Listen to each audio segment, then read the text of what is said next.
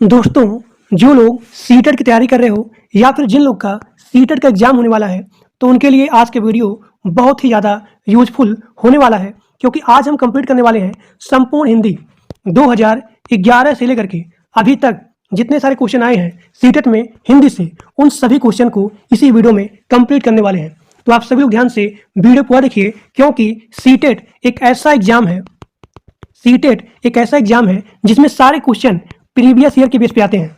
तो आप सभी लोग ध्यान से वीडियो पूरा देखिए। इस वीडियो में पूरा हिंदी, संपूर्ण हिंदी कंप्लीट करने वाले हैं। और जिन लोगों को नोट्स चाहिए तो मात्र 99 रुपया में आपको संपूर्ण हिंदी, यहाँ देखिए 99 रुपया में आपको कंप्लीट हिंदी, कंप्लीट सीडीपी, पूरा बाल विकास, पूरा हिंदी। और यहाँ पे सबसे इंपॉर्टेंट है टैग वर्ड। टैग वर्ड एक ऐसा ब्रह्मास्त्र है जिसकी सहायता से आप किसी भी क्वेश्चन को आसानी से सॉल्व कर सकते हो। इसमें होता है पॉजिटिव, नेगेटिव वर्ड होते हैं। इसी की सहायता से आप किसी भी क्वेश्चन को आसानी से सॉल्व कर सकते हो। तो 99 रुपया में आपको संपूर्ण हिंदी का नोट्स, संपूर्ण बाल विकास का नोट्स और जो भी यहाँ पे ईवीएस है, इन सभी का नोट्स आपको मात्र 99 रुपया मिल जाएगा। तो आपकी स्क्रीन पे एक नंबर दिया गया है, इसी नंबर पे आपको मात्र 99 रुपया पेमेंट करना है और उस पेमेंट का स्क्रीनशॉट इसी नंबर के व्हाट्सएप पे भेज देना है और आपको वहीं पे पूरा का पूरा नोट्स मिल जाएगा। अब देखिए, यहाँ पे आपका अगला क्वेश्चन है, यानी कि क्वेश्चन नंबर 1, जो कि बहुत इंपॉर्टेंट है। And these are question multiple time repeated in your previous exam. Dysgraphia से प्रभावित बच्चों को मुख्य रूप से कठिनाई होती है सुनने में, बोलने में, पढ़ने में, लिखने में। तो इसका आंसर हो जाएगा लिखने में। हमने यहाँ पे ट्रिक बताया था बाल विकास की क्लास में। यहाँ पे दिया गया है ग्राफिया। तो ग्राफिया मतलब होता है ग्राफ। इसका ट्रिक क्या है कि अगर आपको सही से ग्राफ बनाने आएगा तो आप आसानी से लिख सकते हो। तो यहाँ पे एक होता है लर्निंग डिसेबिलिटीज, जिसमें होता है डिस्ग्राफिया हो गया और यहाँ पे होता है फज्जिया हो गया, डिसलेक्सिया हो गया। तो इसी प्रकार से तो यहाँ दिया गया है डिस्ग्राफिया, तो जहाँ पे आ गया ग्राफ यानी कि लिखने में यहाँ पे डिसेबिलिटीज। तो इसका आंसर हो जाएगा आंसर नंबर डी। अब यहाँ पे आपका अगला क्वेश्चन है, भाषा का अति महत्वपूर्ण प्रकार है। इसका आंसर हो जाएगा संप्रेषण करना, यानी कि बातचीत करना। जितना आप एक दूसरे से बात करोगे, जो भी यहाँ शिशु है, अगर वो शिशु यहाँ पे संप्रेषण करेगा तो उसका उतना ही सोशल इंटरेक्शन बढ़ेगा। समझने के लिए हमने यहाँ पे एक इमेज भी लगाया है, आप सभी लोग यहाँ पे देख सकते हो। इस सभी लोग आपस में क्या कर रहे हैं, संप्रेषण कर रहे हैं, यानी कि बातचीत कर रहे हैं। तो इसका आंसर हो जाएगा आंसर नंबर सी, संप्रेषण यानी कि बातचीत करना। अब यहाँ पे आपका अगला क्वेश्चन है, क्वेश्चन नंबर 3, बच्चे भाषा सीखने की क्षमता के साथ पैदा होते हैं। यह जो है कथन किसने कहा था या फिर किसका विचार है? तो इसका आंसर हो जाएगा नाओम चोम्स्की। नाओम चोम्स्की ये बोलते हैं कि जो भी बच्चे होते हैं वो जन्मजात भाषा सीखते हैं, यानी कि जन्मजाति भाषा सीखते हैं। तो इसका आंसर हो जाएगा आंसर नंबर सी, नाओम चोम्स्की। अब यहाँ पे आपका अगला क्वेश्चन है, क्वेश्चन नंबर 4, प्राथमिक स्तर की हिंदी भाषा की पाठ्य पुस्तक आप किसे सर्वाधिक महत्वपूर्ण मानते हैं? इसका आंसर हो जाएगा हिंदी भाषा को विविध रूप देने वाली रचनाएं। हिंदी भाषा को विविध रूप देने वाली रचनाएं, आंसर नंबर डी। एक बार फिर से बोलता हूं, ये क्वेश्चन बहुत इंपॉर्टेंट है और कई बार क्वेश्चन आता है, क्योंकि these are question are multiple time repeated. प्राथमिक स्तर की हिंदी भाषा की पाठ्य पुस्तक आप किसे सर्वाधिक महत्वपूर्ण मानते हैं? तो इसका आंसर हो जाएगा हिंदी भाषा को विविध रूप देने वाली रचनाएं। अब देखिए, यहाँ पे आपका अगला क्वेश्चन है कि प्राथमिक स्तर पर सुनना बोलना कौशल के विकास में कौन सी विधियां अधिक सहायक हैं? अब देखिए, इसका आंसर क्या होगा? अगर हमको शिशु के प्राइमरी लेवल पर उसके सुनना और यहाँ पे बोलना, इसके स्किल को डेवलप करना है, इसके कौशल को हमको विकास करना है, तो हमको यहाँ पे अपनाना पड़ेगा भूमिका निर्वाह और यहाँ पे बातचीत करना।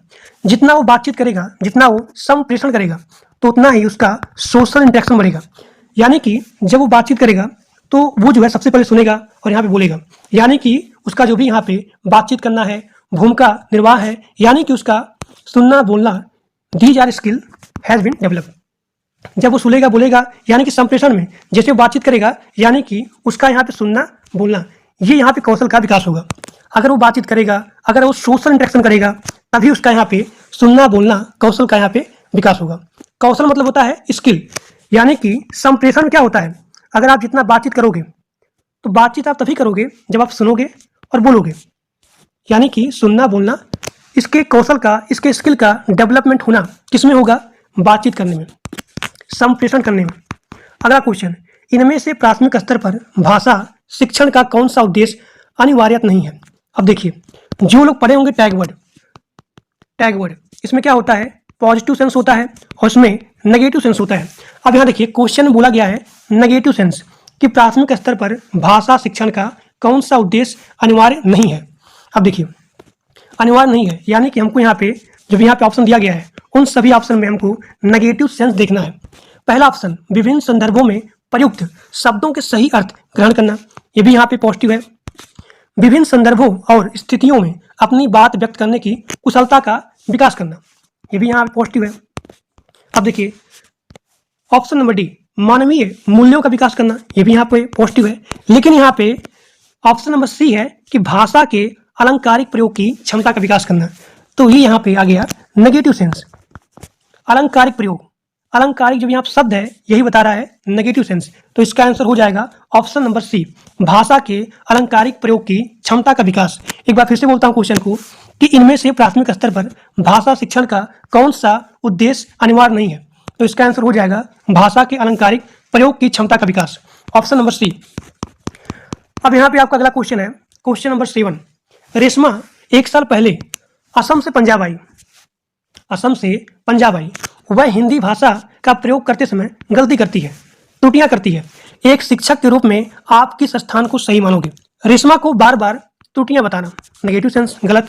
उसे भाषा के अधिक यानी कि बार बार उसको अवसर देना। उसे रोज 1 घंटा हिंदी भाषा के शब्द बोलने का अभ्यास करना चाहिए, गलत है, ये भी आपका है नेगेटिव सेंस। उसकी मातृभाषा का प्रभाव, उसकी मातृभाषा किसे कहते हैं? जहाँ के आप निवासी हैं उस निवासी क्षेत्र का जो भी भाषा है वो होता है मातृभाषा। अगर आप असम के हैं तो जो भी आपका मातृभाषा है वहाँ हो गया। अगर आप राजस्थान के हैं तो जो भी वहाँ होता है भाषा होता है तो वो हो गया उसका मातृभाषा। तो ऑप्शन नंबर डी यहाँ बोला गया है उसकी मातृभाषा का प्रभाव लक्ष्य भाषा पर नहीं पढ़ने देना चाहिए, तो यहाँ भी आ गया नहीं, यानी कि नेगेटिव सेंस। तो जो लोग टैग वर्ड पढ़े होंगे वो लोग बड़े आसानी से यहाँ पे ऑप्शन को छाट लेंगे कि कौन सा ऑप्शन यहाँ पे पॉजिटिव है, कौन सा यहाँ पे नेगेटिव है। अब देखिए, तो इसका आंसर हो जाएगा ऑप्शन नंबर बी, उसे भाषा प्रयोग के अधिकाधिक अवसर देना चाहिए ताकि वो सीख सके, जो भी यहाँ पे गलतियाँ आ रहे हैं उन गलतियों को यहाँ पे सही कर सके। तो इसका आंसर हो जाएगा ऑप्शन नंबर बी। सभी लोग ध्यान से वीडियो पूरा देखिए क्योंकि सारे क्वेश्चन प्रीवियस ईयर के हैं जो कि बहुत इंपॉर्टेंट है। यही सारे क्वेश्चन आपके हिंदी में आएंगे, एक सिंगल क्वेश्चन क्लास से बाद नहीं आएगा, क्योंकि सीटेट में जितने सारे क्वेश्चन आते हैं वे सभी क्वेश्चन प्रीवियस ईयर के बेस पे होते हैं। और अगर आपको क्वालिफाई होना है तो जितने सारे यहाँ पे PYQ होते हैं यानी कि प्रीवियस ईयर होते हैं उन सभी को सॉल्व करना चाहिए। इसीलिए इस वीडियो में आज हम पूरा का पूरा संपूर्ण हिंदी कंप्लीट करेंगे। देखिए क्वेश्चन नंबर 8, लेखन कुशलता का विकास करने में सबसे महत्वपूर्ण है, सबसे कम महत्वपूर्ण है। एक सेकंड, यहाँ देखिए, लेखन कुशलता का विकास करने में सबसे कम। अब यहाँ पे आपको जो भी ऑप्शन लेना है वो लेना सबसे कम। अब देखिए, प्रतिलिपि हो गया, अधूरी कहानी को पूरा करना नहीं। अगर आप यहाँ पे अधूरी कहानी को पूरा करेंगे यानी कि जो भी आपका यहाँ पे लेखन कुशलता है ये यहाँ पे ज़्यादा होगा। कहानी, कविता आदि का सृजनात्मक लेखन यहाँ भी ज़्यादा होगा। आंखों देखी घटनाओं को लिखना यानी कि यहाँ भी आपका लेखन कुशलता ज़्यादा होगा। लेकिन क्वेश्चन बोला गया है कि लेखन कुशलता का विकास करने में सबसे कम महत्वपूर्ण है, तो इसका आंसर हो जाएगा प्रतिलिपि। इसका मतलब होता है कॉपी पेस्ट करना। तो अगर आप यहाँ पे कॉपी पेस्ट करेंगे यानी कि जो भी आपका लेखन कुशलता है वो यहाँ पे कम होगा, तो इसका आंसर हो जाएगा ऑप्शन नंबर ए। अब यहाँ पे आपका अगला क्वेश्चन है, पढ़ना कौशल में सबसे ज़्यादा महत्वपूर्ण है। पढ़ना कौशल में सबसे ज़्यादा महत्वपूर्ण है, इसका आंसर क्या होगा बताइए। क्वेश्चन नंबर 9, ऑप्शन दिया गया है, शब्दों वाक्यों को शुद्ध रूप से उच्चारित करना, केवल अक्षर पहचानना, तेज गति से पढ़ना, संदर्भ अनुसार अर्थ ग्रहण करना। यानी कि जो भी आप पढ़ रहे हो तो पढ़ने के साथ साथ आप उसके अर्थ को भी समझो, तो यही होता है पढ़ना का सबसे अच्छा स्किल। तो इसका आंसर हो जाएगा ऑप्शन नंबर डी, यानी कि जो भी आप पढ़ रहे हो तो पढ़ने के साथ साथ आप उसका अर्थ भी निकाल सको। क्वेश्चन नंबर 10, सुलेखा ने पाठ को पढ़ाते हुए जीवन को जिंदगी पढ़ा। अब देखिए, सुलेखा मान लीजिए एक स्टूडेंट है, वो पाठ को पढ़ाते हुए जीवन को जिंदगी पढ़ा। अब यह इस ओर संकेत करता है कि उसे अक्षरों की पहचान भ्रम में हो जाता है। देखिए, अगर बच्चा यहाँ पे गलती कर रहा है तो आपको उसको डिमोटिवेट नहीं करना है, यानी कि नेगेटिव सेंस में नहीं करना है, आपको हमेशा पॉजिटिव सेंस में लेके आना है। अगर उसने जीवन को जिंदगी पढ़ा, यानी कि उसे अक्षरों की पहचान में भ्रम हो जाता है, गलत। उसे केवल केवल आ गया, गलत। सुलेखा ध्यान से नहीं पढ़ती है, नहीं आ गया, गलत। वह अक्षर पहचान के बजाय अर्थ को समझते हुए पढ़ रही है। तो इसका आंसर हो जाएगा डी, यानी कि वो जो भी यहाँ पे गलती कर रही है, यानी कि वो सीख रही है तभी गलती कर रही है, यानी कि वह अक्षर पहचान के बजाय अर्थ को समझते हुए पढ़ रही है। तो इसका आंसर हो जाएगा आंसर नंबर डी। अब यहाँ पे आपका अगला क्वेश्चन है, क्वेश्चन नंबर 11, बहुभाषिक कक्षा में बच्चों की भाषाएं। अब देखिए, बहुभाषिक कक्षा किसे कहते हैं? अगर कक्षा में एक ऐसी कक्षा जिसमें एक से ज्यादा भाषा सिखाई जाती हूँ, तो ऐसे कक्षा को बोला जाता है बहुभाषिक, यानी कि मल्टी लैंग्वेज। एक कक्षा में एक से ज्यादा यहाँ पे लैंग्वेज सिखाया जाता है, यानी कि बहुभाषिक हो गया। तो बहुभाषिक कक्षा में बच्चों की भाषाएं संसाधन के रूप में कार्य कर सकती है। इसका आंसर हो जाएगा यस, ऑप्शन नंबर ए। ठीक, अब यहाँ पे आपका अगला क्वेश्चन, मैंने चाट खाई फिर मैंने हंसी। मैंने चाट खाई फिर मैंने हंसी, शर्मिला का यह भाषा प्रयोग मुख्यतः किस ओर संकेत करता है? देखिए, नियमों का अति समान्वीकरण, नियमों का अति समान्वीकरण। इसका आंसर हो जाएगा ऑप्शन नंबर बी, व्याकरणिक नियमों की जानकारी ना होना। मैंने बताया था टैग वर्ड में, यहाँ पे जो भी आया है ना होना, यानी कि यहाँ पे नेगेटिव सेंस है, तो व्याकरणिक नियमों की जानकारी ना होना गलत है। भाषा प्रयोग में असावधानी गलत है। भाषा की समझ ना होना, ये भी यहाँ पे नेगेटिव सेंस है। तो जो भी यहाँ पे नेगेटिव सेंस है, ये यहाँ पे गलत होगा, गलत गलत, यानी कि जो भी आपका यहाँ पे आंसर होगा ऑप्शन नंबर बी होगा। अब देखिए, अब यहाँ पे आपका अगला क्वेश्चन है, सुनीता अपनी कक्षा को बाहर मैदान में ले आती है और पर्यावरण पर आधारित कविता पाठ का कार्य करती है। तो सुनीता का उद्देश्य क्या है? तो इसका आंसर हो जाएगा कि मैदान के प्राकृतिक वातावरण के साथ संबंध जोड़ते हुए कविता को समझने का अवसर देना। अब देखिए, जो इसका आंसर हो गया ऑप्शन नंबर बी हो गया। आप जानते होंगे जो भी यहाँ पे एनसीएफ है, एनसीएफ, तो एनसीएफ खुद ही बोलता है कि बच्चों को स्कूलीकरण से लेकर के, जो भी यहाँ पे स्कूलीकरण है, जो भी यहाँ पे आपका पुस्तकीय ज्ञान है, उससे बाहर निकालो, बाहर के वातावरण से लिंक करो। तो इसीलिए आपका जो भी यहाँ पे ऑप्शन होगा ऑप्शन नंबर बी होगा, मैदान के प्राकृतिक वातावरण के साथ संबंध जोड़ते हुए कविता को समझने का अवसर देना। लिखित कार्य की जांच करना आपको, तो केवल आ गया यहाँ पे, गलत है।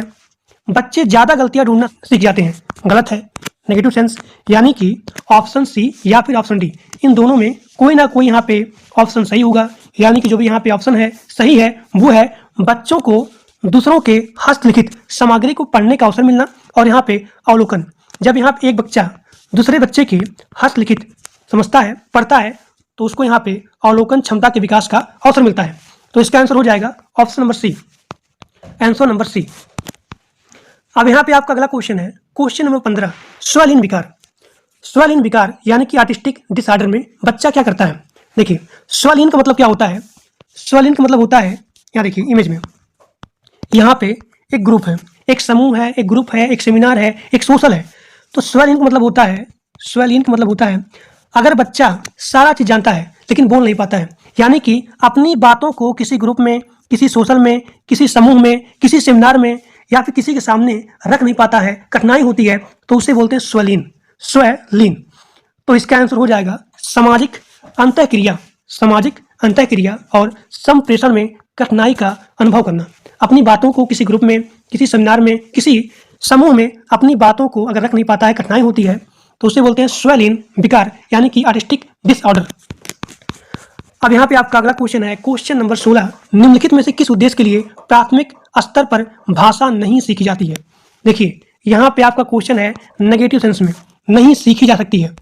तो क्वेश्चन नंबर 16 है और यहाँ पे ऑप्शन दिया गया है, जीवन की विभिन्न स्थितियों को साधना, भाषा का व्याकरण सीखना, मन की बात कहना सुनना, और यहाँ पे अपनी अनेक जरूरतों को पूरा करना। अब देखिए, यहाँ पे जो भी इसका उद्देश्य है वो है नेगेटिव सेंस में। अब भाषा को आप सीख सकते हो, जीवन की विभिन्न स्थितियों को साधना, ठीक, मन की बात कहना सुनना, ये भी आपका पॉजिटिव है, ये भी आपका पॉजिटिव है, अपनी अनेक जरूरतों को पूरा करना, ये भी आपका पॉजिटिव है। लेकिन व्याकरण में क्या होता है? व्याकरण नियम होता है। व्याकरण किसे कहते हैं?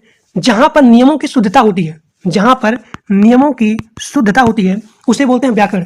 तो व्याकरण में नियम होता है, तो यहाँ पे क्वेश्चन नेगेटिव सेंस में है कि निम्नलिखित में से किस उद्देश्य के लिए प्राथमिक स्तर पर भाषा नहीं सीखी जाती है। तो इसका आंसर हो गया भाषा का व्याकरण सीखना।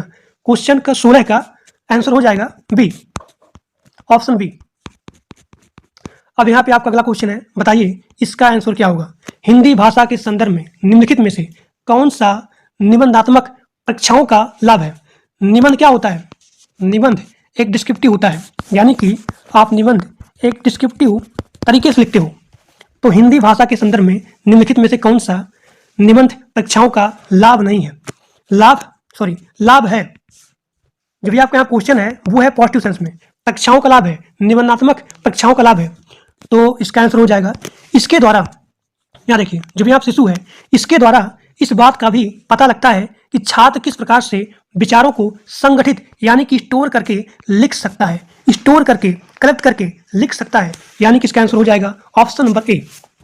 ठीक, अब यहाँ पे आपका अगला क्वेश्चन है, क्वेश्चन नंबर 18 है, शिक्षण की डैश उस विधि को कहते हैं जिसमें सामान्य से विशिष्ट अथवा नियम से उदाहरण। मैंने बताया था कि नियम से अगर आप उदाहरण जा रहे हो तो नियम में आ गया, यानी कि सबसे पहले यहाँ पे नियम बताया जा रहा है, उसके बाद यहाँ पे उदाहरण बताया जा रहा है। तो इसका आंसर हो जाएगा निगमन विधि।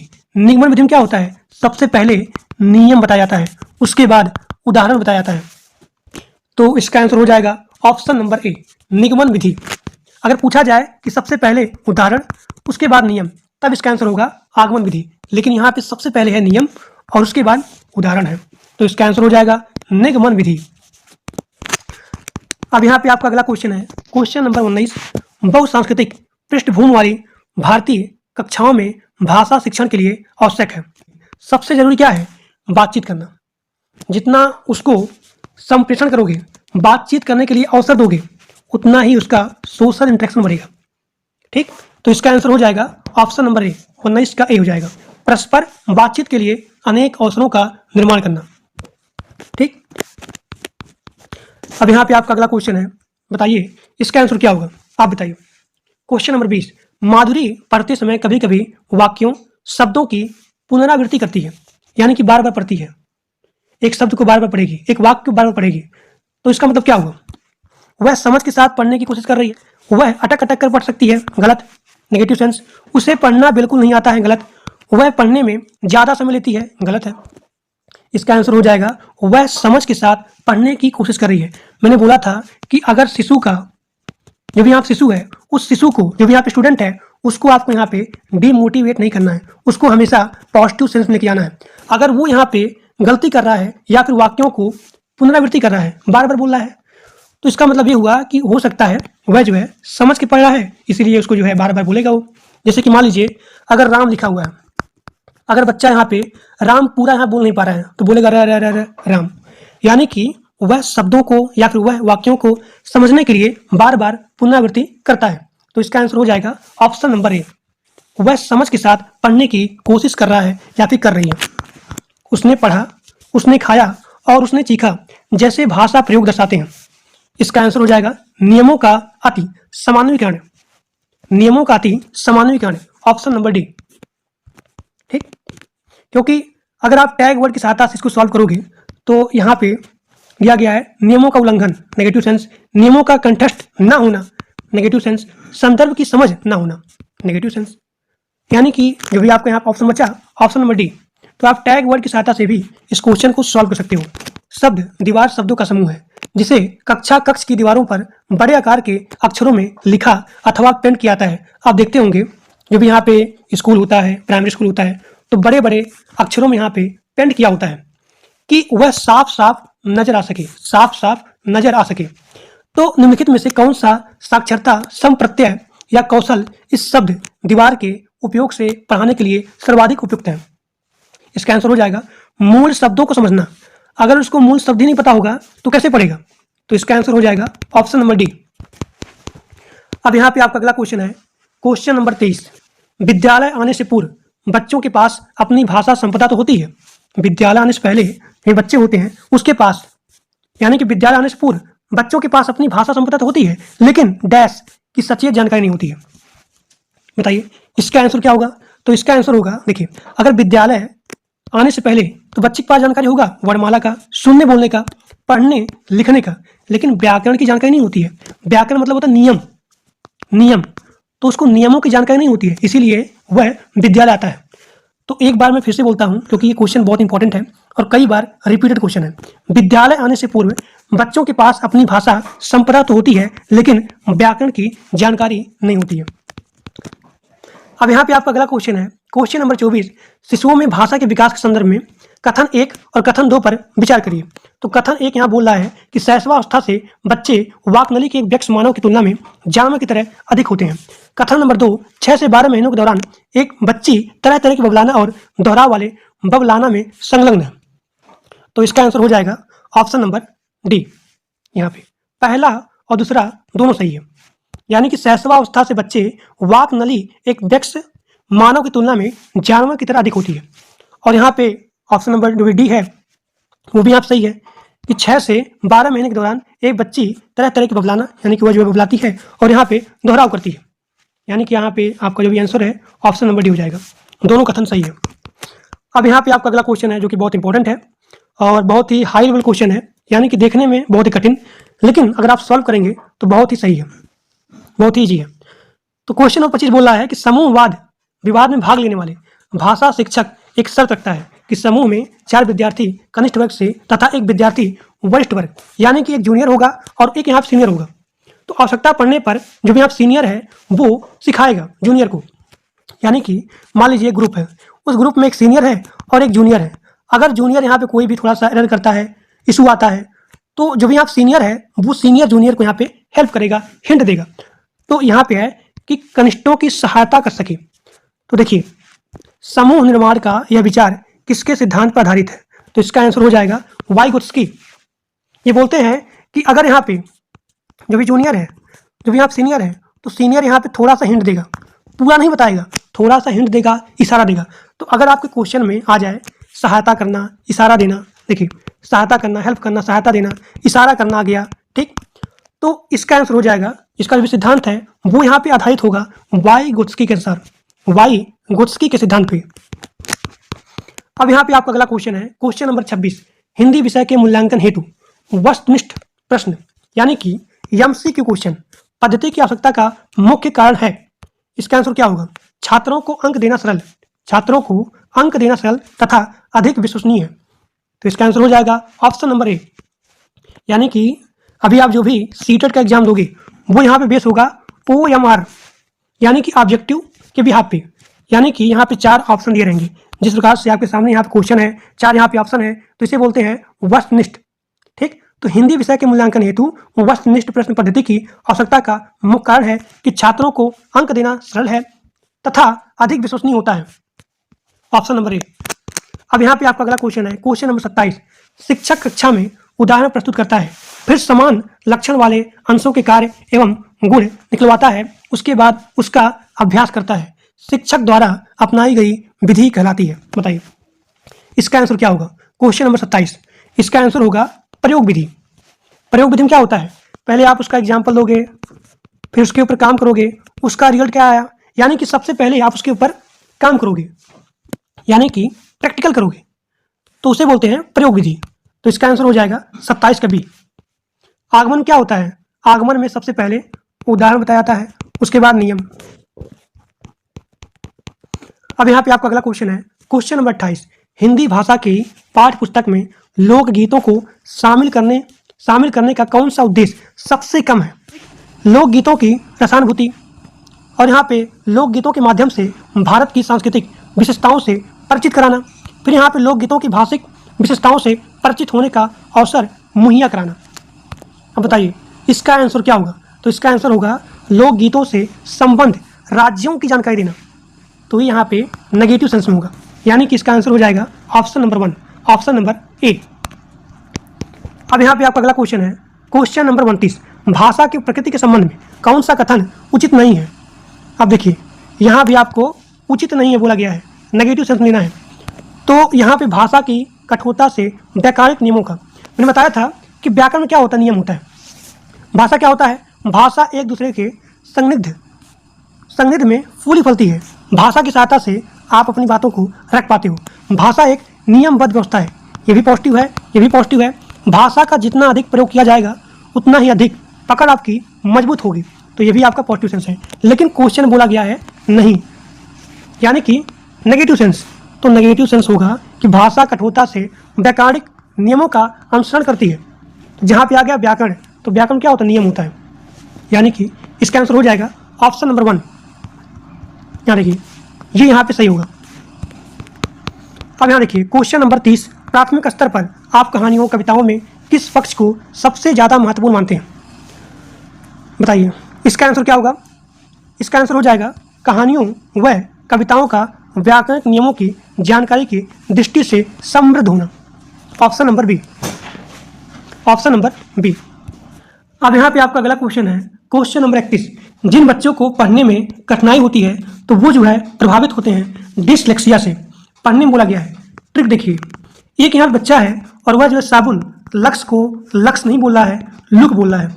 यानी कि इसका ट्रिक हो गया कि अगर यहाँ पे डिसलेक्सिया आएगा यानी कि पढ़ने में दिक्कत होगा बच्चे को, तो पढ़ने में कठिनाई यानी कि डिसलेक्सिया। अगर पूछा जाए लिखने में तो डिसग्राफिया। अगर पूछा जाए आकलन करने में यानी कि मापदंड करने में गणितीय विकार, तो होगा डिसकैलकुलिया। यहाँ पे आपका ट्रिक होगा कैलकुलेटर, यानी कि यहाँ पे आपका हो गया गणितीय विकार। डिसलेक्सिया यानी कि पढ़ने में, तो यहाँ पे होगा पठन विकार। डिसग्राफिया यानी कि लेखन विकार। अफेजिया यानी कि संप्रेषण यानी कि बातचीत के लिए। क्वेश्चन नंबर 32, विद्यालय की पाठचर्या सहगामी क्रियाएं ऐसी हों जो बच्चों को अवसर प्रदान करें। क्वेश्चन नंबर 32, इसका आंसर हो जाएगा भाषा प्रयोग। जितना वह जो है भाषा का प्रयोग करेगा उतना ही उसका सोशल इंटरेक्शन बढ़ेगा, सोशल इंटरेक्शन बढ़ेगा, यानी कि सुनेगा, बोलेगा, पढ़ेगा, लिखेगा। समूह प्रस्तुति के दौरान यदि किसी विद्यार्थी के द्वारा अनुचित व्यवहार किया जाता है तो अध्यापक को क्या करना चाहिए? देखिए, आपको हैंडल करना है। मान लीजिए आप टीचर हो और अगर यहाँ विद्यार्थी आपसे अनुचित व्यवहार करता है तो उसको आप डांटोगे नहीं, बोलोगे नहीं, ना ही किसी प्रिंसिपल से शिकायत करोगे और ना ही उसके गार्जियन से शिकायत करोगे, आपको खुद ही हैंडल करना है। तो यहाँ पे ऑप्शन दिया गया है समूची कक्षा के सामने उस पर चिल्लाना, गलत। उससे सभी के सामने बात करना, गलत। उसे कुछ नहीं कहेंगे, ये भी गलत है। अब देखिए, इसका आंसर होगा उससे आप बात करेंगे, तो इसका आंसर हो जाएगा क्वेश्चन नंबर 33 का option number B, option number B. अब यहाँ पे आपका अगला क्वेश्चन है, क्वेश्चन नंबर 34। एक ऑनलाइन उपकरण है जो नए शब्दों, उनके अर्थ, उच्चारण और वाक्य में प्रयोग का एक समुच्चय उपलब्ध कराता है। निम्नलिखित में से कौन सा कौशल इस ऑनलाइन उपकरण के प्रयोग द्वारा निर्मित किया जा सकता है? बताइए, इसका आंसर क्या होगा? तो इसका आंसर होगा कहानी में घटनाओं के बारे में अनुमान लगाना। कहानी में घटनाओं के बारे में अनुमान लगाना, तो इसका आंसर हो जाएगा ऑप्शन नंबर सी। जिन लोग को नोट्स चाहिए तो 99 रुपया में आप कंप्लीट नोट्स ले सकते हो, कंप्लीट हिंदी का, कंप्लीट सीडीपी का। 99 रुपया में पूरा हिंदी, कंप्लीट सीडीपी यानी कि बाल विकास, केबीएस का, सॉरी ईबीएस का, और यहाँ पे कंप्लीट टैग वर्ड, और टैग वर्ड की सहायता से आप सभी क्वेश्चन को आसानी से सॉल्व कर सकते हो। तो मात्र 99 रुपया में आप पूरे नोट्स को परचेज यानी कि खरीद सकते हो। आपके स्क्रीन पे एक नंबर दिया गया है, इसी नंबर पे आपको पेमेंट करना है और उस पेमेंट का स्क्रीनशॉट इसी नंबर के व्हाट्सएप पे भेजना है। अब यहाँ पे आपका अगला क्वेश्चन दिया गया है, क्वेश्चन नंबर 35।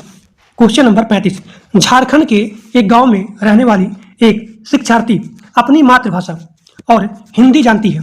देखिए, मातृभाषा जानती है और यहाँ पे हिंदी जानती है, जो उसके घर और आस पड़ोस में बोली जाती है। वह विद्यालय में अंग्रेजी सीखती है। कौन सी भाषाएं भाषा अर्जन के, यानी कि भाषा अर्जन के, और कौन सी भाषाएं भाषा के अधिगम के अंतर्गत आती है? अब देखिए, यहाँ पे आपको समझना है, यहाँ पे दिया गया अर्जन। तो अर्जन का मतलब होता है कि जो भाषा मातृभाषा हो, यानी कि जो भाषा आप जानते हो, जो भाषा आप घर पे सीखते हो। यहाँ देखिए, मैं ऐसे बोलता हूँ अर्जन, यानी कि जो भाषा आपका मातृभाषा हो, तो इसका मातृभाषा हो गया। और जो भाषा ये खुद जानता है यानी कि घर सीखता है, तो उसे बोलते हैं अर्जन। और जो भी यहाँ पे अधिगम होता है, अधिगम, तो अधिगम विद्यालय में सीखा जाता है, यानी कि आप घर से वो भाषा सीख नहीं सकते हो। तो अधिगम में आप बाहर यानी कि विद्यालय में सीखते हो, तो उसे बोलते हैं अधिगम। तो झारखंड के एक गांव में रहने वाली एक शिक्षार्थी अपनी मातृभाषा, अब देखिए अर्जन में आ गया इसका मातृभाषा और यहाँ पे हिंदी आ गया, और अधिगम में आ गया अंग्रेजी। अब यहाँ पे ऑप्शन दिया गया है मातृभाषा और हिंदी भाषा अर्जन के अंतर्गत आती है। सही बात है, मातृभाषा और हिंदी ये दोनों आ गया अर्जन के। ऑप्शन 1 सही है। अंग्रेजी भाषा अधिगम के अंतर्गत आती है। सही बात है, क्योंकि अंग्रेजी भाषा आप सीखने जा रहे हो विद्यालय, तो ये भी आपका सही है। हिंदी भाषा अधिगम के अंतर्गत आती है। देखिए, हिंदी भाषा अधिगम के अंतर्गत नहीं आ रही है, अर्जन से आ रही है, ये आपका गलत है। तीनों भाषाएं यानी कि मातृभाषा, हिंदी, अंग्रेजी, ये बोला है अर्जन के अंतर्गत है, तो ये भी आपका गलत है। यानी कि पहला और दूसरा आपका सही है, पहला और दूसरा आपका सही है। Option number A, option number A, पहला और दूसरा आपका सही है। क्वेश्चन नंबर 35 का हो गया ए। अब यहाँ पे आपका अगला क्वेश्चन है क्वेश्चन नंबर 36। हिंदी भाषा के प्रश्न पत्रों के अंतर्गत चयन प्रकार के सभी प्रश्न गैस प्रकार के प्रश्न ही होते हैं। बताइए इसका आंसर क्या होगा? तो इसका आंसर हो जाएगा वस्तुनिष्ठ, यानी कि MCQ बेस्ड। तो इसका आंसर हो जाएगा option number A. Question number 37। मौखिक अभिव्यक्ति में स्वाभाविकता बनाए रखने में, मौखिक अभिव्यक्ति में स्वाभाविकता बनाए रखने के अंतर्गत निम्नलिखित में से कौन सा सर्वाधिक महत्वपूर्ण है? अब बताइए क्वेश्चन नंबर 37 का कौन सा ऑप्शन सही है? बताइए, जो लोग लाइव देख रहे हैं वो लोग बताएंगे इसका कौन सा ऑप्शन सही है। देखिए, मौखिक अभिव्यक्ति में आपका हो जाएगा सरल और यहाँ पे सहज भाषा का प्रयोग। क्वेश्चन नंबर 37 का बी, सरल और यहाँ पे सहज भाषा का प्रयोग। अब यहाँ पे आपका अगला क्वेश्चन है क्वेश्चन नंबर 38। नाटक शिक्षण में सतत और व्यापक मूल्यांकन के लिए निम्नलिखित में से कौन सा सर्वाधिक महत्वपूर्ण है? अब देखिए, नाटक शिक्षण में क्या लिखित परीक्षा होता है? गलत। नाटक शिक्षण में क्या मुख्य संवादों को सुंदर रूप से लिखना होता है? गलत। पात्रों का चरित्र चित्रण लिखना होता है? गलत। तो इसका आंसर हो जाएगा पढ़े गए नाटक का मंचन होता है। अब यहाँ पे आपका अगला क्वेश्चन है क्वेश्चन नंबर 39। हिंदी भाषा शिक्षण में उपचारात्मक शिक्षण यानी कि सबसे अच्छा शिक्षण की विधि कौन सी नहीं है? कौन सी नहीं है, ये आपको ध्यान देना है कि जो भी क्वेश्चन है वो किस सेंस में बात कर रहा है, पॉजिटिव कर रहा है या फिर नेगेटिव कर रहा है। तो हिंदी भाषा शिक्षण में उपचारात्मक शिक्षण की विधि नहीं है। तो अगर मान लीजिए किसी बच्चे को कोई प्रॉब्लम होती है, समझ नहीं आता है, ये बच्चा कमजोर है, क्या उसके लिए हमको व्यायाम करना चाहिए? गलत। तो इसका आंसर हो जाएगा ऑप्शन नंबर बी, 2। क्योंकि उपचारात्मक शिक्षण में क्या होता है, आप अतिरिक्त कक्षाएं लगा सकते हो, गोष्ठियां कर सकते हो या फिर विशिष्ट अभ्यास कर सकते हो, लेकिन अगर उसको नहीं आ रहा है तो आप उसको व्यायाम नहीं कराओगे। इसीलिए इसका आंसर हो जाएगा ऑप्शन बी। अब यहाँ पे आपका अगला क्वेश्चन है क्वेश्चन नंबर 40। Question number 40। मातृभाषा आधारित बहुभाषावाद यानी कि जहाँ पे मल्टी लैंग्वेज होती है किसकी अनुशंसा करता है? अब देखिए, सभी बच्चों की विद्यालय शिक्षा की शुरुआत अंग्रेजी माध्यम और घर की भाषा में होनी चाहिए। गलत है। मातृभाषा का मतलब क्या होता है? जो आपका खुद का भाषा होता है, जो मतलब जहाँ पे आप रहते हो, तो वो जो भाषा होता है उसे बोलते हैं मातृभाषा। यानी कि जो आप घर पे सीखते हो, जो आप अपने क्षेत्र में सीखते हो, जो भी आपका नेटिव लैंग्वेज होता है उसे बोलते हैं मातृभाषा। तो सभी बच्चों की विद्यालय शिक्षा की शुरुआत अंग्रेजी माध्यम से या फिर घर की भाषा में होनी चाहिए। तो यहाँ पे आ गया अंग्रेजी माध्यम, यानी कि गलत। यहाँ पे हो गया नेगेटिव सेंस। सभी बच्चे अपनी प्रथम भाषा के रूप में हिंदी का अध्ययन करते हैं। अब ऐसा नहीं है कि मेरा मातृभाषा केवल हिंदी होती है, गलत है। सभी बच्चों की विद्यालय शिक्षा उनकी मातृभाषा के आधार पर या घर की भाषा में शुरू होनी चाहिए जहाँ की वो हैं। ठीक, तो इसका आंसर हो जाएगा ऑप्शन नंबर सी, 40 का ऑप्शन नंबर सी हो जाएगा। अब देखिए, यहाँ पे अगला क्वेश्चन है क्वेश्चन नंबर 41। पाठ्य सामग्री बोधगम्यता के संदर्भ में निम्नलिखित में से कौन सा गलत कथन है? अब यहाँ पे दो टर्म है, एक है स्कीमिंग और एक है स्कैनिंग। तो स्कीमिंग क्या होता है और यहाँ पे स्कैनिंग क्या होता है? तो स्कैमिंग में जो बच्चे होते हैं वो पढ़ते हैं गहराई के रूप में, यानी कि अगर आप पठन कर रहे हो बहुत ही गहराई, बहुत ही डीप में, तो उसे बोलते हैं स्कीमिंग। और जब यहाँ बोला जाए स्कैनिंग, तो स्कैनिंग क्या होता है? सरसरी तौर पे पढ़ा जाता है। तो इसका आंसर हो जाएगा 41 का डी, ऑप्शन नंबर डी। तो ये आपका हो गया 41 का ऑप्शन नंबर डी। एक बार फिर से बोलता हूँ, कई बार क्वेश्चन आता है कि स्कीमिंग क्या होता है और स्कैनिंग में क्या होता है। तो स्कैनिंग में सरसरी तौर पर पढ़ा जाता है और स्कैनिंग क्या होता है? गहराई के रूप में पढ़ा जाता है। स्कैमिंग में हमेशा गहराई के रूप में पढ़ा जाता है, जबकि स्कैनिंग में सरसरी तौर पर पढ़ा जाता है। तो 41 का आंसर हो जाएगा ऑप्शन नंबर डी। अगला क्वेश्चन, जब बच्चे अपने आसपास के परिवेश की वस्तुएं, घटनाओं और अवधारणाओं के बारे में पूछना आरंभ कर देते हैं, तो भाषा का कौन सा प्राकार्य अधिक प्रयोग में लाया जाता है? बताइए। यहाँ पे ऑप्शन दिया गया है सूचनात्मक, खोजबीनपरक, फिर यहाँ पे कल्पनाशीलता, फिर यहाँ पे नियंत्रक। बताइए इसका आंसर कौन सा सही होगा? क्वेश्चन नंबर 42 का कौन सा ऑप्शन सही है? तो इसका आंसर हो जाएगा खोजबीनपरक। क्यों? क्योंकि जब बच्चे अपने आसपास के परिवेश की वस्तुएं, घटनाओं और अवधारणा यानी कि कॉन्सेप्ट के बारे में पूछते हैं, यानी कि वो खोजबीन कर रहे हैं, तो ऑप्शन नंबर 2 यहाँ पे सही हो जाएगा। अब यहाँ पे आपका अगला क्वेश्चन है, क्वेश्चन नंबर 44। निम्नलिखित में से कौन सा कौशल समझ के साथ पठन का लक्षण नहीं है? समझ के साथ पठन का लक्षण नहीं है, बताइए। घटनाओं और विचारों के क्रम का संयोजन और आकलन, अब तक पढ़ी गई सामग्री का मानसिक रूप से सारांशीकरण करना, अक्षरों और वर्णमाला पर आधारित ध्यान केंद्रित करना, और यहाँ पे ऑप्शन नंबर 4 है विषय वस्तु से आगे का अनुमान लगाना। तो इसका आंसर हो जाएगा क्वेश्चन नंबर 44 का सी, अक्षरों और वर्णमाला पर ध्यान केंद्रित करना। ठीक। क्वेश्चन नंबर 45, निम्नलिखित में से कौन सा द्वितीय भाषा शिक्षण के व्याकरण अनुवाद विधि का गुणधर्म नहीं है? यानी कि नेगेटिव सेंस में क्वेश्चन बोल रहा है। तो यहाँ पे ऑप्शन दिया गया है द्वितीय भाषा में सीधे ही संप्रेषण करना, यानी कि डायरेक्ट संप्रेषण करना, उसके बाद दो भाषाओं के व्याकरण के नियमों का तुलना करना। तो इसका आंसर हो जाएगा ऑप्शन नंबर 1। लेकिन अगर आप बाय यूजिंग टैग वर्ड, आप टैग वर्ड की सहायता से अगर आप इसके क्वेश्चन को सॉल्व करना चाहो तब भी आप सॉल्व कर सकते हो। यहाँ पर क्वेश्चन बोल रहा है नेगेटिव सेंस से, तो मान लीजिए हमने यहाँ पढ़ा दूसरा ऑप्शन, भाषा के प्रकारों के स्थान पर नियमों पर अधिक जोर देना, यानी कि यहाँ पे पॉजिटिव सेंस के बारे में बोला जा रहा है। ठीक। प्रथम और द्वितीय भाषा के व्याकरणिक नियमों की तुलना करना, ये भी यहाँ पे पॉजिटिव सेंस। द्वितीय भाषा के व्याकरण के नियमों का अधिगम और यहाँ पे अभ्यास, तो यहाँ भी पॉजिटिव सेंस है, यानी कि ऑप्शन 2, 3, 4 यहाँ तीनों में पॉजिटिव सेंस बोला जा रहा है। लेकिन जब यहाँ क्वेश्चन बोल रहा है आपको निकालना है नेगेटिव सेंस में, तो इसका आंसर हो जाएगा ऑप्शन नंबर 1, द्वितीय भाषा में सीधे ही संप्रेषण करना और उसके बाद दो भाषाओं के व्याकरण के नियमों की तुलना करना। अब यहाँ पे आपका अगला क्वेश्चन है, क्वेश्चन नंबर 46। एक अध्यापक ने अपने विद्यार्थियों से कहा कि वे इस बात पर विमर्श करें कि उन्होंने उसके द्वारा दिए गए अनुभवजनित प्रश्न का उत्तर किस प्रकार दिया जाए। आपको यहाँ पर नोट करना है अनुभवजनित, यानी कि वह जो है अनुभव से, अपने अनुभव से प्रश्नों का उत्तर दे रहा है। तो यह किसका उदाहरण है? तो इसका आंसर हो जाएगा अधिसंज्ञान, ऑप्शन नंबर 3 अधिसंज्ञान। अधिसंज्ञान क्या होता है कि इसमें अपने अनुभव से प्रश्नों का उत्तर देता है। ठीक। अब यहाँ पे आपका अगला क्वेश्चन है, क्वेश्चन नंबर 47। कथावाचन एक ऐसी गतिविधि होती है जिसका कक्षा में बहुतायत में प्रयोग होना चाहिए, क्योंकि अध्यापक को दूसरे अकादमिक कार्य करने के लिए आवश्यक समय मिल जाता है। ठीक। ऑप्शन नंबर बी है यह तार्किक समझ और कल्पनाशीलता की नींव रखती है।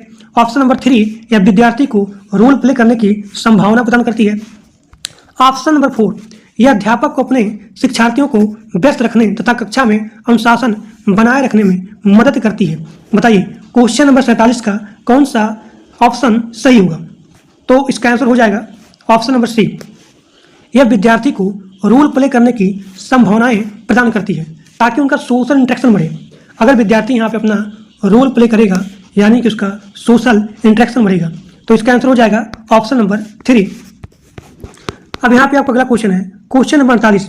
कविता शिक्षण की डैश प्रणाली उच्चतर माध्यमिक कक्षाओं के छात्रों के लिए हितकारी है।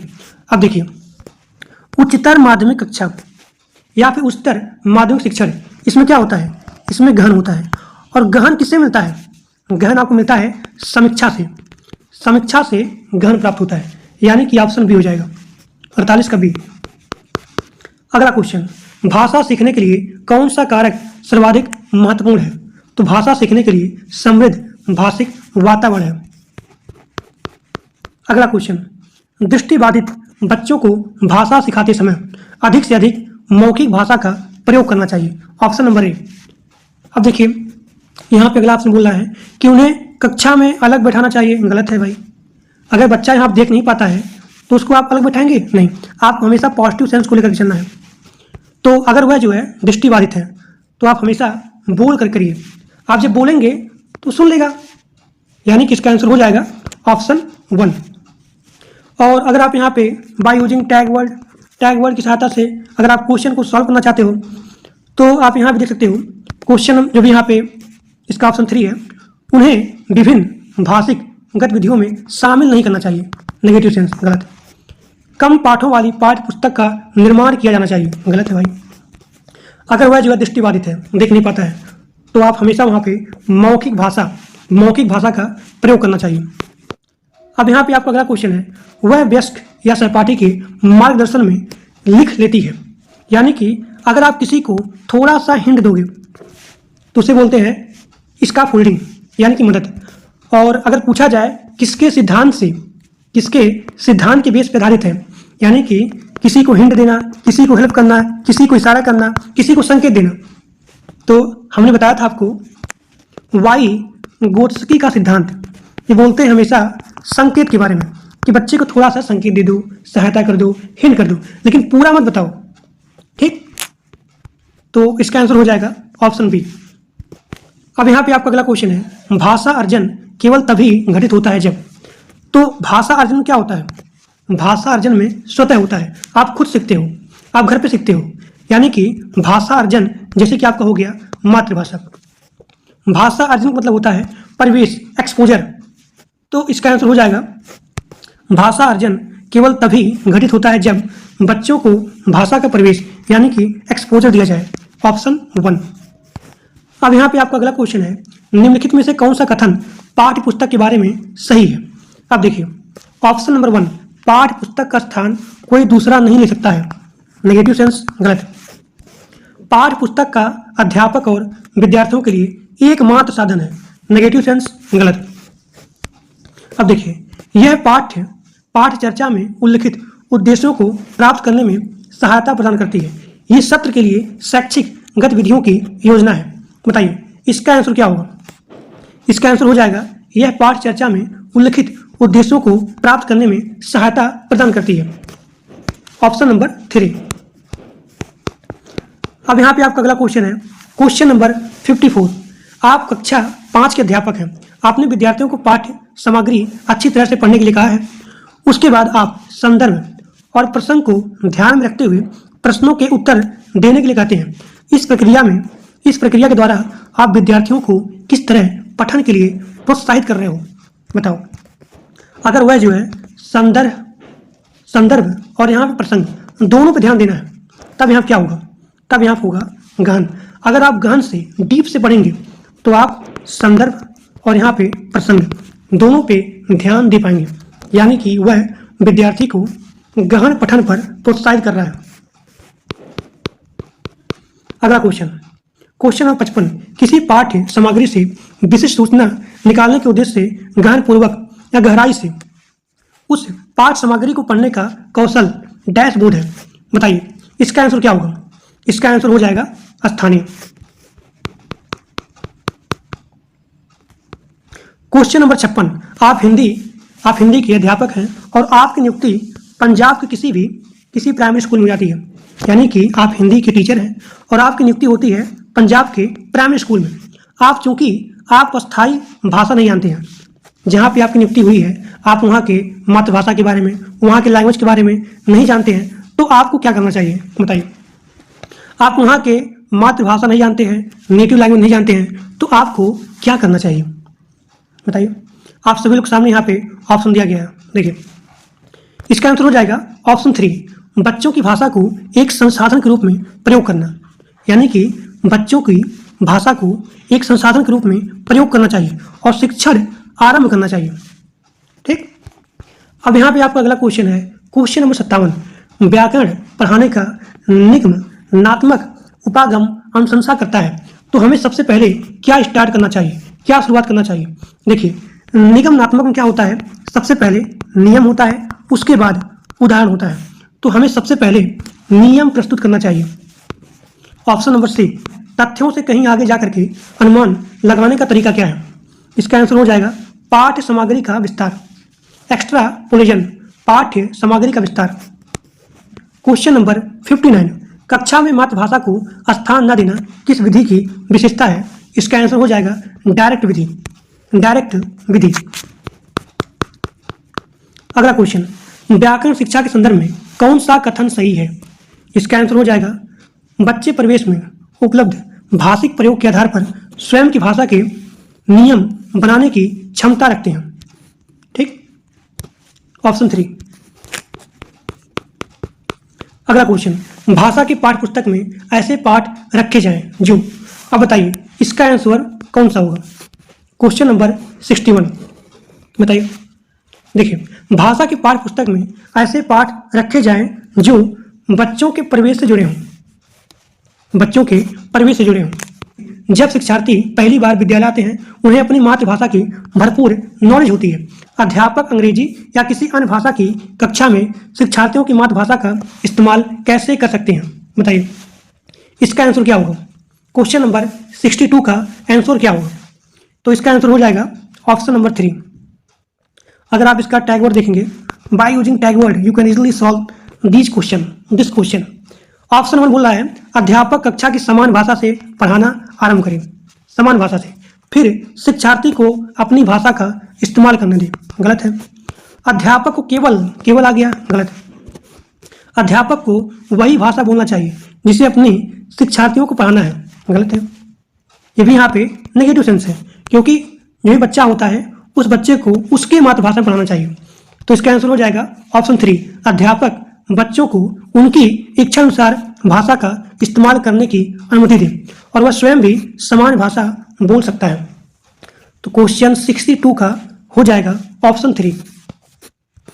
अगला क्वेश्चन, वाइगोत्स्की के अनुसार जो बच्चे डैश का व्यापक उपयोग करते हैं वे अन्य बच्चों की तुलना में जटिल कार्यों को अधिक प्रभावी ढंग से सीखते हैं। इसका आंसर हो जाएगा सी, यानी कि निजी भाषण। अब यहाँ पे आपका अगला क्वेश्चन है, कक्षा में कुछ बच्चे गलत वर्तनी का प्रयोग करते हुए गलत लिखते हैं। अब देखिए, हम लोग जब छोटे थे तो बहुत सारे टीचर क्या करते थे, जैसे हम लोग लिखेंगे गलत तो तुरंत वो लोग गोला मारेंगे। तो गोला नहीं मारना चाहिए। यहाँ देखिए ऑप्शन दिया गया है, शब्दों को 10 बार सही तरीके से लिखने के लिए बोलेंगे। कि मान लो अगर हमको मान लीजिए अगर यहाँ शिशु है, शिशु, अगर उसको राम बोला जाए लिखने के लिए, वो राम को काम लिखता है, तो पहले के टीचर या फिर अब भी बोलते हैं कि तुम बार बार राम लिखो, राम राम राम राम राम। तो ऐसा नहीं करना चाहिए। तो इसीलिए ऑप्शन 2 यहाँ पे गलत है। बच्चों को उनकी त्रुटियों का एहसास कराएंगे, गलत, नेगेटिव सेंस। गलत वर्तनी वाले शब्दों पर लाल स्याही से घेरा या फिर क्रॉस लगाएंगे, गलत। ऐसा आपको नहीं करना है। इसका आंसर हो जाएगा ऑप्शन 1। इसे एक सहज और स्वाभाविक प्रक्रिया मानते हुए कक्षा में प्रिंट समृद्ध का निर्माण करेंगे। ठीक, अगला क्वेश्चन नंबर 65 बताइए, संप्रेषणात्मक भाषा शिक्षण के संबंध में कथन 1 और कथन 2 पर विचार करिए। शिक्षक की भूमिका सामान्यतः वाचन के लिए मॉडल होने के बजाय एक संसाधक मॉनिटर की है, सही है। ठीक, कथन 2 बोल रहा है शिक्षार्थियों को सीखने के व्यक्तिवादी उपागम के आधार पर कक्षा की गतिविधियों में भाग लेना पड़ता है। बताइए इसका आंसर क्या होगा? सही है। कथन 1 और कथन 2 दोनों सही है। अगला क्वेश्चन नंबर 66, राष्ट्रीय शिक्षा नीति 2020 शास्त्रीय भाषाओं के अध्ययन की अनुशंसा किस रूप में करती है? किस रूप में करेगी? इसका आंसर हो जाएगा 1, विद्यालयी शिक्षा के मिडिल और माध्यमिक चरण के दौरान अतिरिक्त विकल्प के रूप में।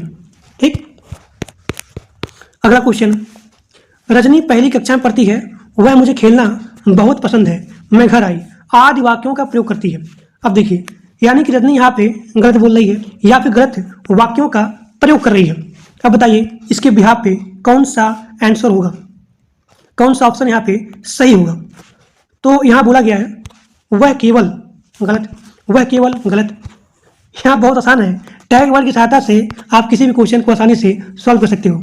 वह केवल सर्वनाम, केवल आ गया, गलत, केवल गलत, केवल गलत, यानी कि ऑप्शन 1 आपका यहाँ पे सही होगा।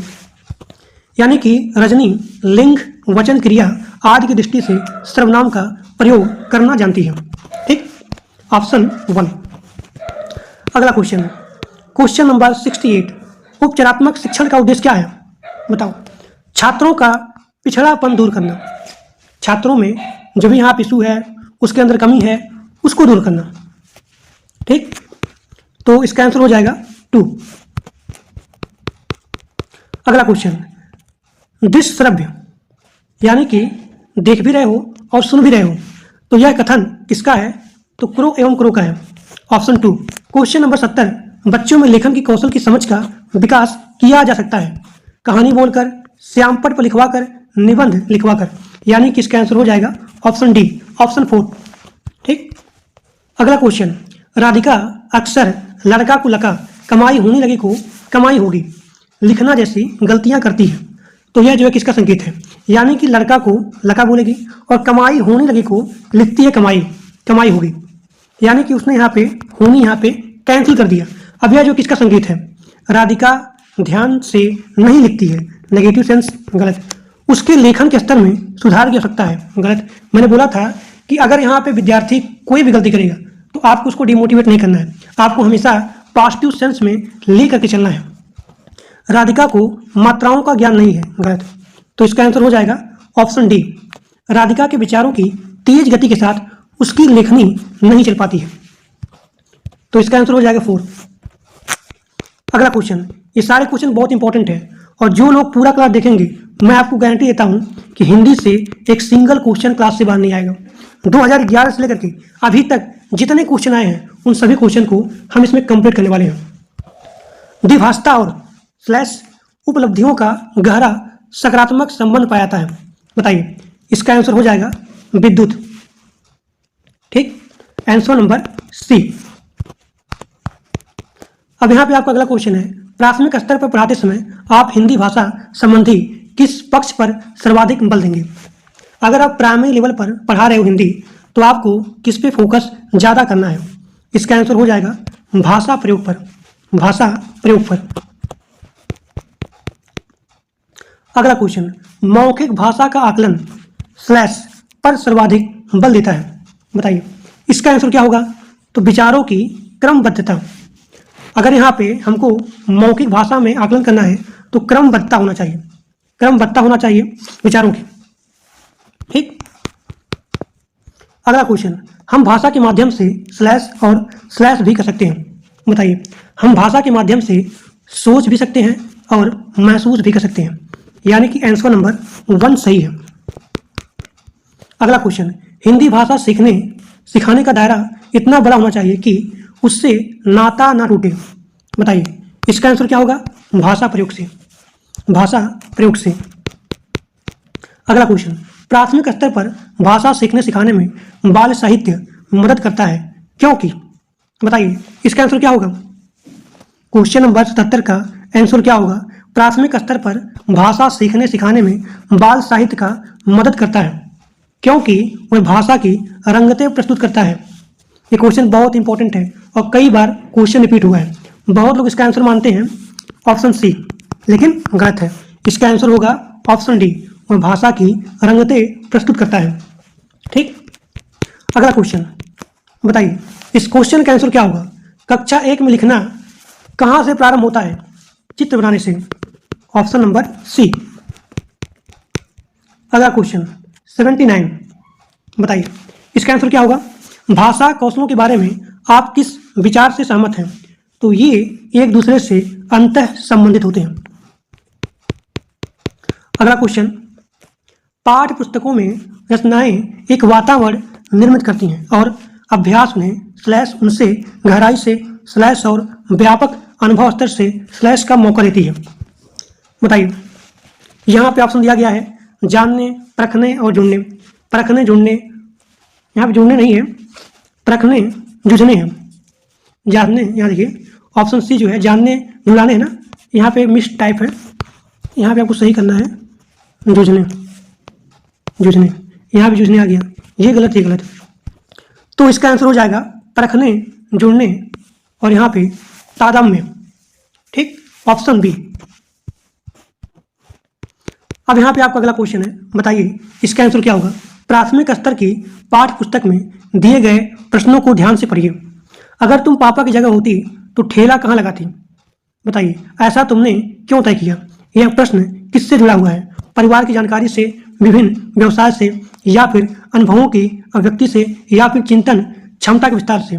इसका आंसर हो जाएगा चिंतन क्षमता के विस्तार से। क्वेश्चन नंबर 81 का आंसर हो जाएगा डी। अगला क्वेश्चन बताइए, इस क्वेश्चन का आंसर क्या होगा?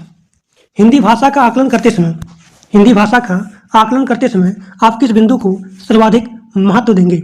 इसका आंसर हो जाएगा सहज अभिव्यक्ति। अगला क्वेश्चन, प्राथमिक स्तर पर पढ़ाना सिखाने की शुरुआत करने के लिए आप किस सामग्री सर्वाधिक को महत्व देंगे? बताइए इसका आंसर क्या होगा? तो अगर आप उसको रोचक कहानी सुनाएंगे तब। Answer number 1। अगला क्वेश्चन, सलमा पहली कक्षा में पढ़ती है, वह किताब शब्द को कतब पढ़ती है, लिखती है। सलमा पहली कक्षा में पढ़ती है और वह जो है किताब शब्द को कतब लिखती है। तो सलमा का लिखने का तरीका दर्शाता है, बताइए, लापरवाही, अज्ञानता, स्ववर्तनी या फिर नियंत्रित लेखन? बताइए इसका आंसर क्या होगा? इसका आंसर होगा स्ववर्तनी। मैंने बोला था कि अगर यहाँ पे स्टूडेंट कोई भी गलती करता है तो उसको डीमोटिवेट नहीं करना है, हमेशा पॉजिटिव सेंस में बात करना है। लापरवाही गलत, अज्ञानता गलत, नियंत्रित लेखन गलत, यानी कि स्ववर्तनी, यानी कि उसकी ही गलती है। अगला क्वेश्चन, सामाजिक अंतःक्रिया से भाषा सीखने का समर्थन ने किया है? बताइए सामाजिक अंतःक्रिया भाषा सीखने के लिए कौन समर्थन किया है? बताइए इसका आंसर क्या होगा? इसका आंसर होगा वाइगोत्स्की। 85 कड़ी हो गया। अगला क्वेश्चन बताइए इसका आंसर क्या होगा? प्राथमिक स्तर की पाठ्य पुस्तक में कार्टन, भाषण, विज्ञापन आदि कामों के भाषा क्षमता के विकास स्लैश इसके स्थान पर आपको फिलअप करना है। तो इसका आंसर क्या होगा? इसका आंसर हो जाएगा सहायक। प्राथमिक स्तर की पाठ्य पुस्तक में कार्टन, भाषण, विज्ञापन आदि कामों के भाषा क्षमता विकास सहायक है। अगला क्वेश्चन, 5वीं कक्षा की सुहानी पांचों, किन्हें, आंखें, दोनों आदि शब्द लिखती है। आप सुहानी की लेखन क्षमता के बारे में क्या कहेंगे? बताइए इसका आंसर क्या होगा? देखिए यहाँ पे ऑप्शन 2 बोल रहा है यह अनुनासिक चिन्ह का, यहाँ पे है अनुनासिक चिन्ह का प्रयोग बिल्कुल नहीं जानती है, गलत, नेगेटिव सेंस। तो इसका आंसर हो जाएगा यह जो है अनुनासिक चिन्ह के नियम का अति सामान्यीकरण करती है। अब देखिए अनुनासिक किसे बोलते हैं? जो नाक से बोलता है और मुंह से बोलता है। तो इसका आंसर हो जाएगा ऑप्शन 1। अगला क्वेश्चन, विद्यालय में भाषा शिक्षण के लिए कोई कार्यक्रम शुरू करते समय सबसे महत्वपूर्ण है? बताइए इसका आंसर क्या होगा? तो इसका आंसर हो जाएगा सी। ठीक। अगला क्वेश्चन, कई बार बच्चे जब स्कूल आते हैं तो यह भाषाओं को और बोलने की लैस होती है, समझने, पढ़ने, लिखने, रटने। बताइए तो इसका आंसर हो जाएगा समझने की। जब समझेगा तभी पढ़ेगा तभी बोलेगा। ठीक। तो इसका आंसर हो जाएगा ऑप्शन 1 89 का ए। अगला क्वेश्चन, किसी विषय को सीखने का मतलब है स्लैश, यहाँ पे आपको फिलअप करना है कुछ सीखना, उसकी स्लैश को सीखना।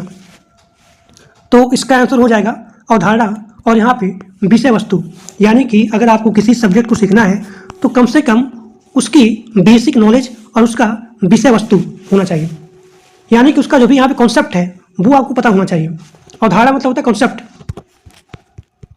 तो इसका आंसर हो जाएगा बी। अगला क्वेश्चन 91, प्राथमिक स्तर पर बच्चों की भाषा का आकलन करने का उद्देश्य है। यहाँ करने हैं, गलत है, आकलन करने का उद्देश्य है। बताइए प्राथमिक स्तर पर बच्चों की भाषा आकलन करने का उद्देश्य क्या होता है? इसका आंसर हो जाएगा सी, उसके भाषा प्रयोग की क्षमता का आकलन करना, उसके भाषा प्रयोग की क्षमता का आकलन करना। अगला क्वेश्चन, इनमें से कौन सा भाषा आकलन में सबसे कम, अब यहाँ पे आपको ध्यान देना है, सबसे कम प्रभावी तरीका है? बताइए तो इसका आंसर हो जाएगा श्रुतलेख। 92 के 1, कहानी कहना गलत, लिखना गलत, और ये यहाँ पे पढ़ना है, और यहाँ पे थोड़ा सा मिस टाइप हो गया है, भूतलेख। यहाँ भूतलेख नहीं होगा, यहाँ होगा श्रुतलेख। ठीक। अगला क्वेश्चन, बच्चों को पढ़ाए गए पाठ से जोड़ते हुए शिक्षक द्वारा निजी अनुभवों को व्यक्त करने वाले प्रश्न निम्न में से किस भाषा को कौशल का मूल्यांकन करते हैं? बताइए। इसका आंसर क्या होगा? तो इसका आंसर होगा समझ का कौशल। जब समझेगा तब वो सभी चीजों को कर सकता है। ठीक, अगला क्वेश्चन बताइए, इसका आंसर क्या होगा? निकिता अपनी कक्षा के बच्चों को मौखिक अभिव्यक्ति के अवसर देने के लिए अनेक क्रियाकलाप करती है। आप निम्नलिखित में से सबसे ज्यादा प्रभावी किसे मानते हैं? इसका आंसर हो जाएगा विभिन्न परिस्थितियों में संवाद। अगर यहाँ पे संवाद करेगा तभी बोलेगा, तभी यहाँ पे सुनेगा, बोलेगा, पढ़ेगा, लिखेगा। तो आपको यहाँ पे ध्यान देना है कि मौखिक बोलेगा भी, क्रियाकलाप भी करेगा, तो ये सारी चीजें आती है संवाद में। अगर वो संवाद करेगा, अगर वो सम्मेषण करेगा, अगर वो बातचीत करेगा, तो ये सारी चीजें आ जाएंगी। यानी कि विभिन्न परिस्थितियों में संवाद अदायगी करना। Option number D. ठीक, अगला क्वेश्चन है बोली के संबंध में आपको विचार करना है कथन 1 और कथन 2 में। बताइए इसका आंसर क्या होगा? कथन 1 पढ़िए और कथन 2 पढ़िए।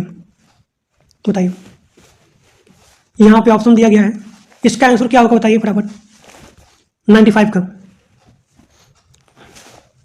देखिए, कथन 1 बोल रहा है किसी देश के एक हिस्से में बोली जाने वाली विविध भाषाओं में से एक प्रकार की जो क्षेत्रीय बोली के रूप में जानी जाती है।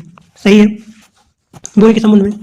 और यहाँ पे एक समान शैक्षिक पृष्ठभूमि वाले लोगों द्वारा विविध प्रकार की उपयोग की जाने वाली भाषा में से एक प्रकार की बोली के रूप में नहीं जानी जाती है। यहाँ बोला गया जानी जाती है, लेकिन गलत है। तो ऑप्शन 1 यहाँ पे केवल सही है, यानी कि इसका आंसर हो जाएगा ऑप्शन 1, 95 का ए हो जाएगा। अगला क्वेश्चन, बहुभाषावाद शिक्षा का एक ऐसा साधन है जिसका उद्देश्य होता है शिक्षण अधिगम के लिए शिक्षार्थियों की भाषाओं का उपयोग करना। ठीक, ऑप्शन नंबर ए।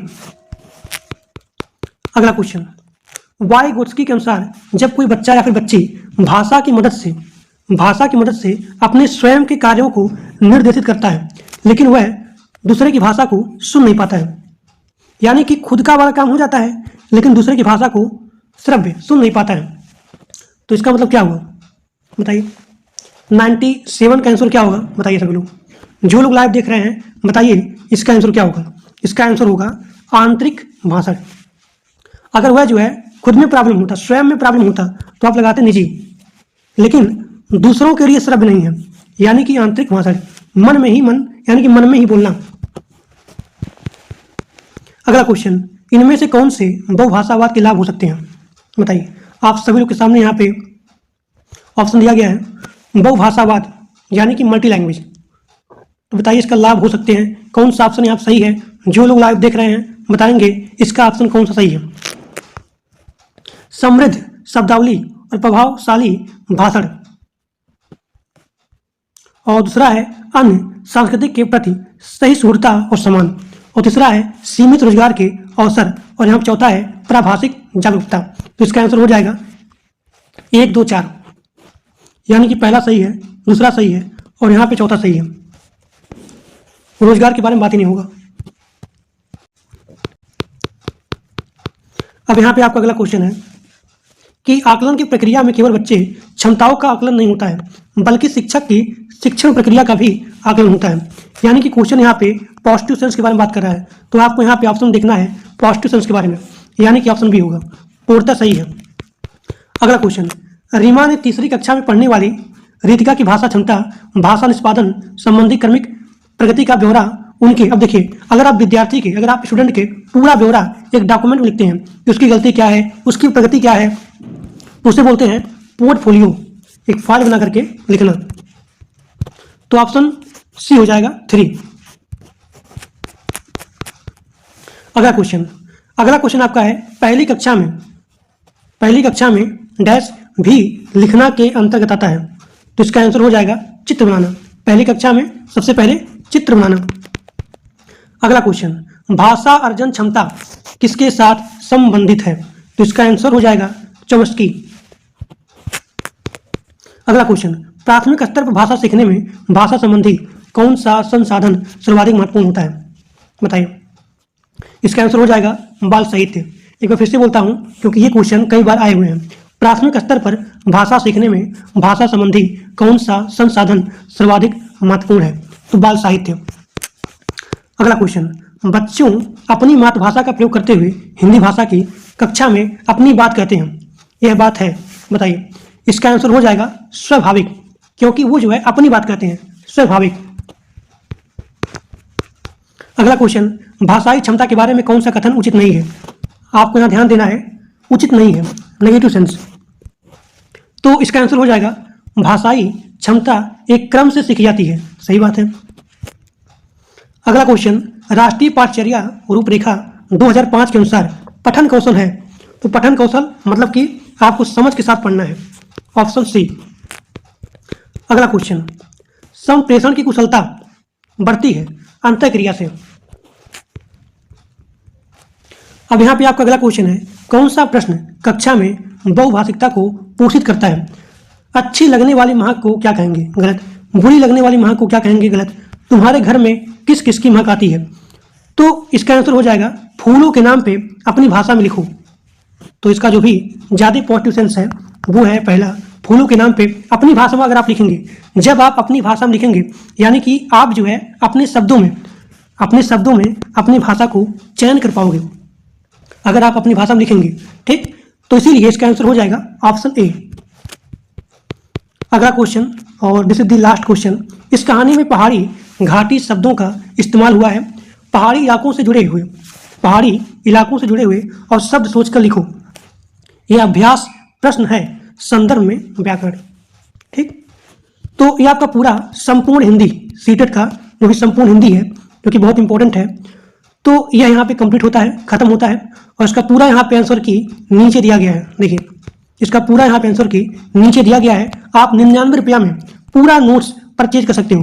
99 रुपया में आपको कंप्लीट CDP, यहाँ देखिए 99 रुपया में आपको पूरा CDP, पूरा टैग वर्ड जो कि बहुत इंपॉर्टेंट होता है, और पूरा कंप्लीट EVS का नोट्स और संपूर्ण हिंदी का नोट्स मिल जाएगा मात्र 99 रुपया में। तो आपके स्क्रीन पे नंबर दिया गया है, इसी नंबर पे आपको मात्र 99 रुपये पेमेंट करना है और उस पेमेंट का स्क्रीनशॉट इसी नंबर के व्हाट्सएप भेज देना है। आपको वहीं पे पूरा का पूरा नोट्स मिल जाएगा। तो आज के लिए बस इतना ही, और जो लोग चैनल पे नए हों वो लोग प्लीज़ सब्सक्राइब कर दीजिए, और जो लोग मेरे व्हाट्सएप ग्रुप में और टेलीग्राम ग्रुप में नहीं ज्वाइंट हो तो इसी वीडियो के डिस्क्रिप्शन बॉक्स में लिंक दिया गया है, आप सभी लोग जाकर के ग्रुप को ज्वाइन कर लीजिए। तो आज के लिए बस इतना ही, थैंक यू।